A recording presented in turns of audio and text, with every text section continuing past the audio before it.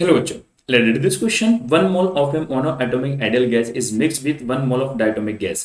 The molar specific heat capacity of the mixture at constant volume. आइए बेटा, हम इस क्वेश्चन का सॉल्यूशंस करते हैं। हमें इस क्वेश्चन बोला जा रहा है कि 1 मोल जो है आपके पास मोनोएटॉमिक आइडियल गैस है।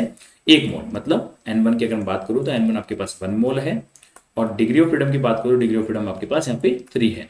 और कौन सी गैस की बात की है बेटा? मोनो एटॉमिक गैस की बात यहाँ पे की गई है बेटा। मोनो एटॉमिक गैस के बारे में बात की गई है कि डिग्री ऑफ फ्रीडम उसका 3 होगा, नंबर ऑफ मोल्स 1 होंगे।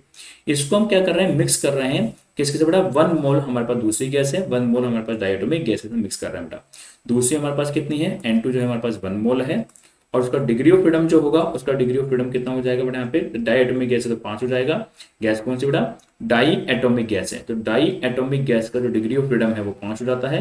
इसके साथ हम दोनों गैस को क्या कर दिया बेटा? मिक्स कर दिया। तो मोलर स्पेसिफिक हीट कैपेसिटी पूछी गई मिक्सचर की एट कांस्टेंट वॉल्यूम। तो कांस्टेंट वॉल्यूम पे सीवी मिक्सचर का जो फॉर्मूला होता है वो फॉर्मूला होता है N1 CV1 plus N2 CV2 upon N1 plus N2 हमारे पास कांस्टेंट वॉल्यूम पर गैसेस के मिक्सचर का फॉर्मूला होता है। अब हम अगर देखें specific capacity at constant volume क्या होती है, तो यहाँ से CV1 देखना पड़ेगा। तो CV1 का जो फॉर्मूला होगा, CV1 का जो फॉर्मूला होगा वो FR/2 होगा। मतलब आपके पास 3R/2 हो जाएगा, क्योंकि हमें डिग्री ऑफ फ्रीडम पता है। फॉर्मूला होता है FR/2, तो डिग्री ऑफ फ्रीडम 3/3 होता है, तो 3R/2 CV1 हो गया। इसी प्रकार से अगर मैं CV2 देखूं तो CV2 की जगह FR/2, तो डिग्री ऑफ फ्रीडम कितना है? 5, तो 5R/2 हो जाएगा।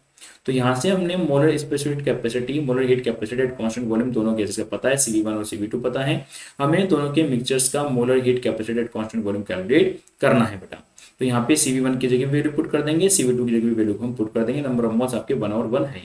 तो देखिए CV मिक्सचर जब हम यहाँ पे लिखेंगे कांस्टेंट वॉल्यूम का CV मिक्सचर, तो आपके पास एक तो क्या हो जाएगा? 3R/2 हो जाएगा CV1, CV2 कितना हो जाएगा? 5R/2 हो जाएगा। नंबर ऑफ मोल्स दोनों के 1 1 है, और नीचे 1 + 1 आपके ऐड हो जाएंगे। तो फाइनली ये कितना हो गया? 8R/2, 2 2 जा कितना हो जाएगा? 4। तो दोनों को डिवाइड करने पर क्या आ गया? Molar heat capacity at constant volume CV mixture जो है आपके पास 2R आ जाता है, और यही हमारे इस क्वेश्चन का आंसर हो जाएगा। तो हमारा आंसर क्या पूछा है कि मिक्सचर का molar heat capacity constant volume क्या होगा बेटा? वो 2R के बराबर होगा, और यही हमारे इस क्वेश्चन का क्या होगा बेटा? आंसर हो गया। ये फॉर्मूला हमें आता याद होना चाहिए। और molar heat capacity constant volume के लिए फॉर्मूला होता है FR/2, डिग्री ऑफ फ्रीडम होता है F, जिसमें पता है मोनोएटॉमिक गैस के लिए 3 और डायटोमिक गैस के लिए 5 होता है। ओके बेटा, थैंक यू।